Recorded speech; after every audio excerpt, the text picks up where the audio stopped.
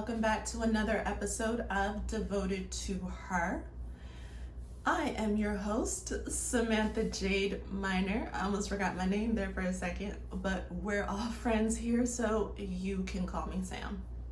Okay.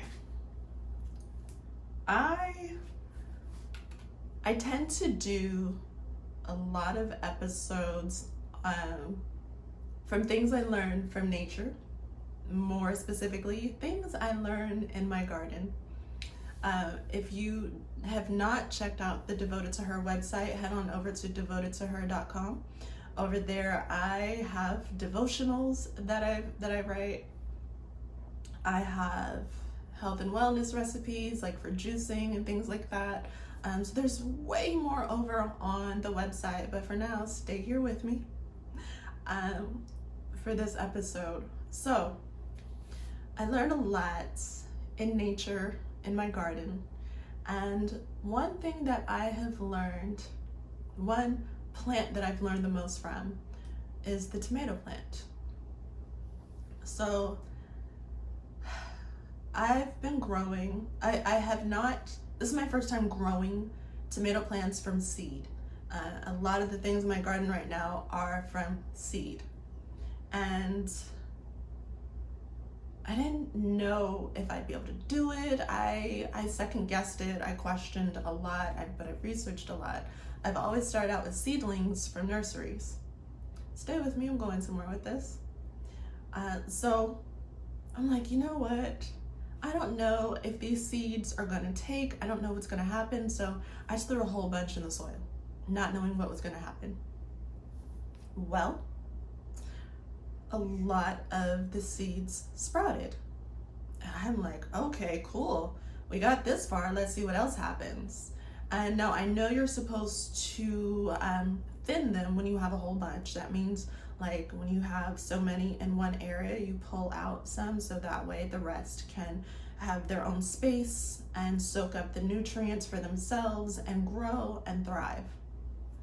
Well, something that I learned about Roma tomatoes is these plants continue to thrive even though I did not thin them the way I was supposed to.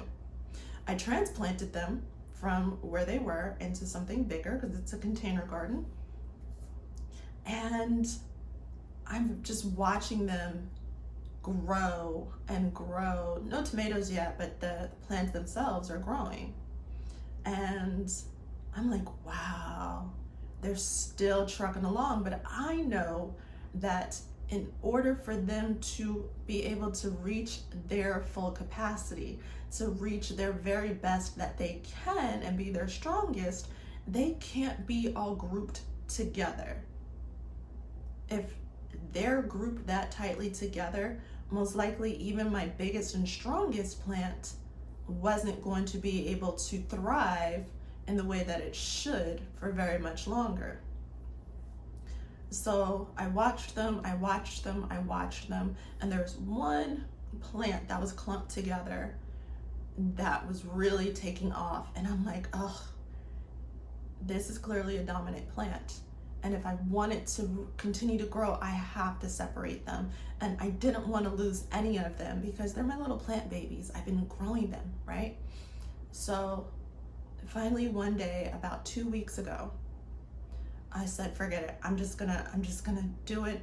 I'm gonna separate them. And at first, when plants are growing in one area for so long, that's all they know. That's all they're used to. But when you separate them, two things can happen. One, you can damage the roots, so you risk a little bit of damage. And then when you transplant them to where they're supposed to be, where they could grow freely, they can go into shock. So you have to keep an eye on them. See where I'm going with this? So even though the plants were together and growing slowly, I knew they could do better apart because they weren't meant to be together. So over the past few days, prior to me recording this, I've been going out there and looking at them, and the one that was the biggest of them all, was still growing and looked okay, but the one that I had to move to its own area was looking a little weak on its own. So to me, that tells me that the bigger plant was keeping it up, and it was getting its strength from that plant. So now in the past few days, I've gone out there, and now the one that looked to be the biggest and the strongest, it's still growing, but its growth has slowed down a little. And the one that looked like it was initially going into shock and was getting all of its strength and being held up by the other plant has now taken off, and it's twice the size of that plant. All it needed was to be in the right environment, away from a plant that looked like it was holding it up, but really it was soaking up its nutrients and keeping it from growing. It was taking from it. What initially from the outside it looked like the bigger plant was giving to it and helping it grow, it was really taking from it. And once it got out of that environment where the life was being sucked out of it, it was able to grow and thrive when it got into soil by itself. And I'll post pictures on my social media on Devoted to Her LLC on Instagram, so you can see what I'm talking about, get a visual. I'll even pop them on YouTube, as this episode will also be on YouTube. But what I'm getting at is this. It's not all about tomato plants, it's about us as people. From the outside looking in, we could be in relationships with someone, whether it's a friend or a partner, and it looks like that person is holding us up. It looks like that person is helping us, but really, behind closed doors, deep down in the soil, they're taking from us and keeping us from growing and being the best that we could possibly be. I've had relationships like that in my life, to where they looked like they were helping, they looked like they were the greatest thing to happen to me, but really they were sucking the life out of me. There's been friendships like that too.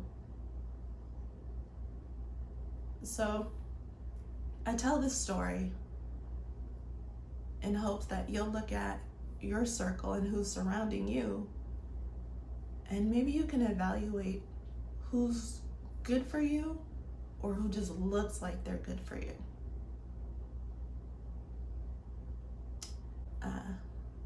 I always gotta throw a Bible scripture or something in there. Just remember, iron sharpens iron. I was reading my morning devotional when I woke up this morning, and it spoke about being equally yoked. And I used to think that meant just in romantic relationships, but no, that goes for friendships too. So make sure that you're equally yoked. Make sure that those that are with you in your life are giving as much as they're receiving from you. Not every relationship's going to be 50-50. Sometimes we do have to carry our loved ones. And that's because we want to, because we know that's what we're doing. That's what we're called to do in that moment. But make sure that you're not around anyone that's stunting your growth or sucking the life out of you. That's it for this episode of Devoted to Her. I hope that, I hope it is able to bless you and help you open your eyes about some things in your life, because my garden always does that for me. And it's interesting because there's a lot of lessons that I learned in my garden that I can, put towards my life and really see things for what they are. Ain't it funny? All right. This has been Devoted to Her. I'm your host, Samantha Jade Minor. As always, take care of you. Bye.